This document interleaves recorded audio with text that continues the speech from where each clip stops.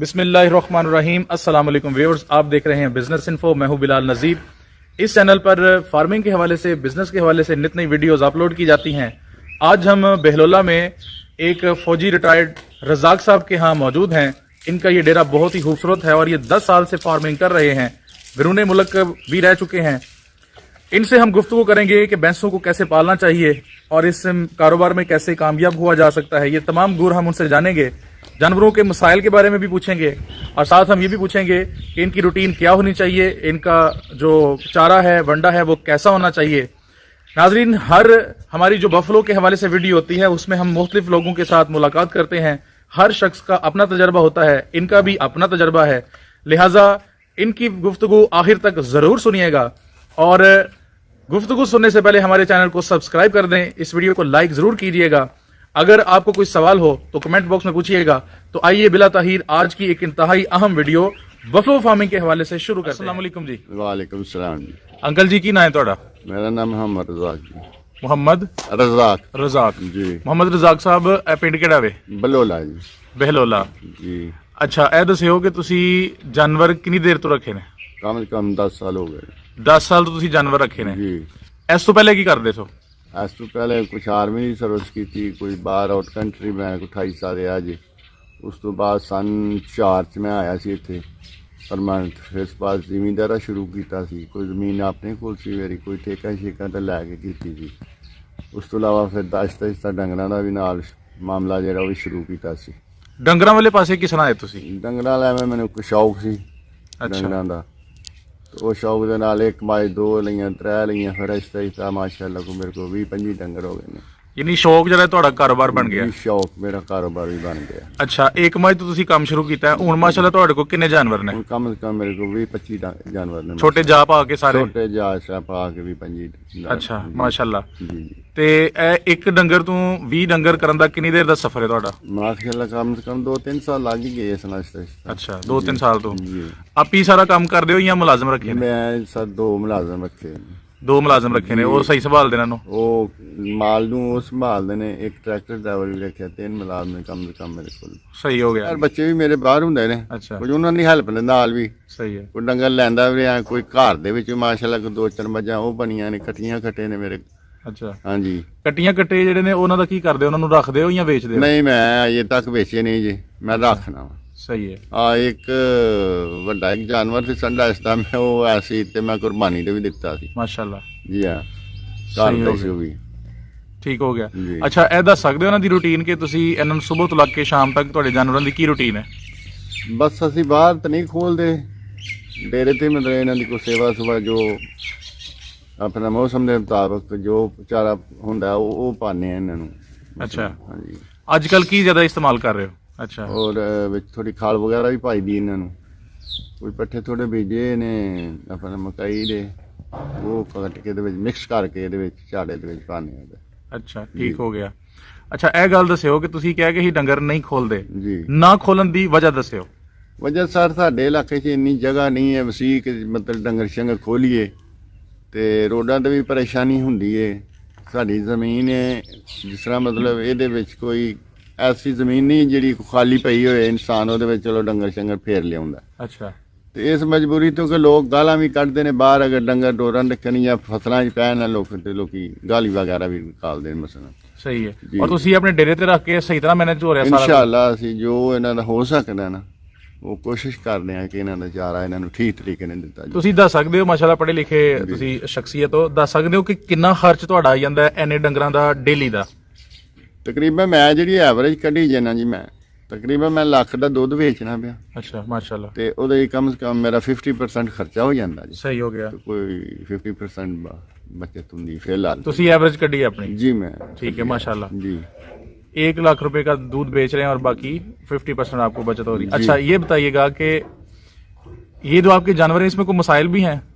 मसाइल इतने मैडिकल के हिसाब से कोई डॉक्टर वगैरह ने जी वो पैसे दे के इन्हों का इलाज वगैरह खाई, फ्री कोई नहीं साडा इलाज इन्हों का। देसी कोई नहीं कर लेंदे? अच्छा। ते अच्छा जी, अंकल रज़ाक साहब ਇਹ ਦੱਸਿਓ ਕਿ ਇਸ ਕੰਮ ਦੇ ਵਿੱਚ ਕੋਈ ਮਸਾਇਲ ਵੀ ਹੈ ਨੇ? ਮਸਾਇਲ ਇਹ ਮੈਡੀਕਲ ਦੀ ਤਕਲੀਫ ਹੈ ਸਾਨੂੰ। ਠੀਕ ਹੈ।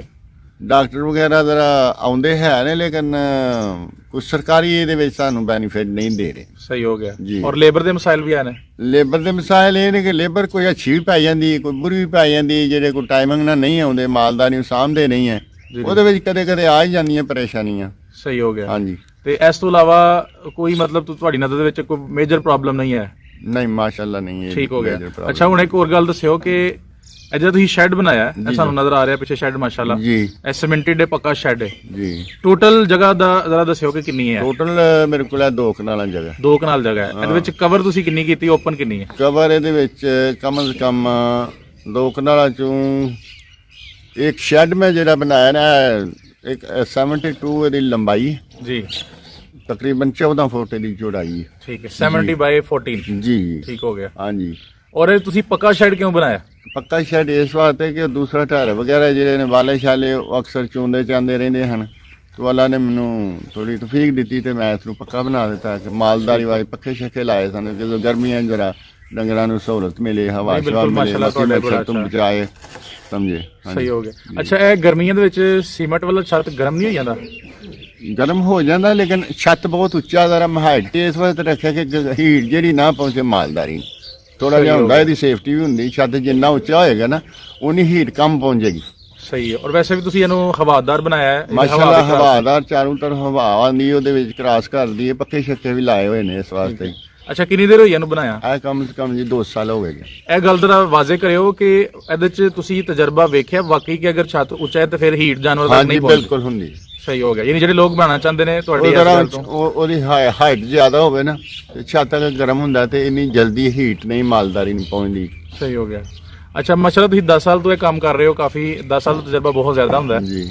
ਜਿਹੜੇ ਨੌਜਵਾਨ ਤੋਂ ਇਹ ਗੱਲ ਤੁਹਾਡੀ ਸੁਣ ਰਹੇ ਨੇ, ਵੀਡੀਓ ਦੇ ਵਿੱਚ ਤੁਹਾਡੀ ਆਵਾਜ਼ ਜਾ ਰਹੀ ਹੈ, ਤੁਹਾਡੀ ਤਸਵੀਰ ਆ ਰਹੀ ਜੀ, ਹੈ, ਜੀ। ਉਹਨਾਂ ਨੌਜਵਾਨਾਂ ਨੂੰ ਕੀ ਮਸ਼ਵਰਾ ਦਵੋਗੇ ਜਿਹੜੇ ਫਾਰਗ ਨੇ ਔਰ ਜਿਹੜੇ ਇਹ ਕਾਰੋਬਾਰ ਕਰਨਾ ਚਾਹੁੰਦੇ ਨੇ?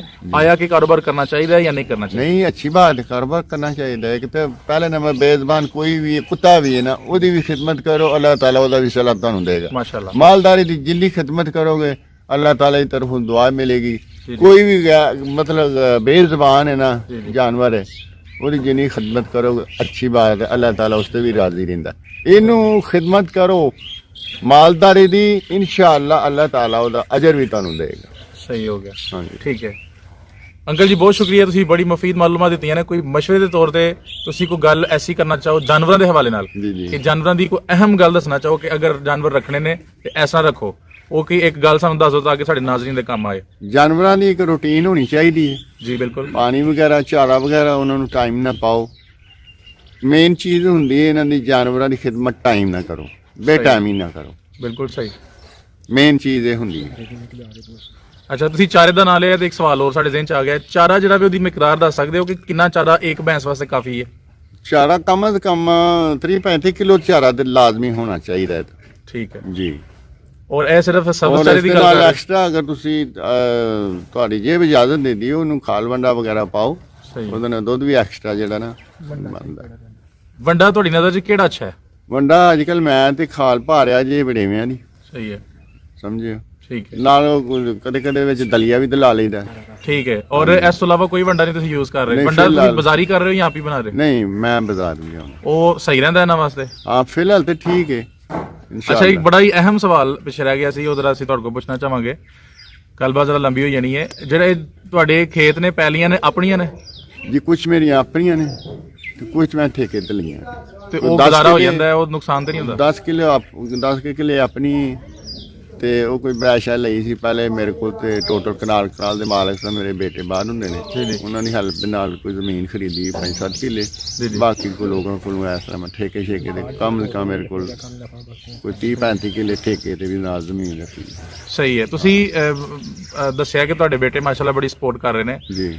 ਅਗਰ ਇੱਕ ਬੰਦਾ ਜਿਹਨੂੰ ਬਰੂਨੀ ਸਪੋਰਟ ਨਹੀਂ ਹੈ, ਜਿਹਨੂੰ ਬਾਹਰੋਂ ਪੈਸੇ ਨਹੀਂ ਆਉਂਦੇ, ਉਹ ਆਪਣੇ ਪੈਰਾਂ ਤੇ ਖੁਦ ਖੜਾ ਹੋਣਾ ਚਾਹੁੰਦਾ ਹੈ, ਕਿਆ ਉਹ ਮਿਹਨਤ ਕਰਕੇ ਹੋ ਸਕਦਾ ਹੈ ਤੁਹਾਡੀ ਨਜ਼ਰ? ਮਿਹਨਤ ਕਰੇ, ਮਿਹਨਤ ਕੋਈ ਵੀ ਕੀਤੀ ਜਾਏ ਅੱਲਾਹ ਤਾਲਾ ਉਹਦੇ ਵਿੱਚ ਕਾਮਯਾਬ ਕਰਦਾ। ਨੀਅਤ ਸਾਫ਼ ਹੋਣੀ ਚਾਹੀਦੀ ਇਨਸਾਨ ਦੀ। ਸਹੀ ਹੈ।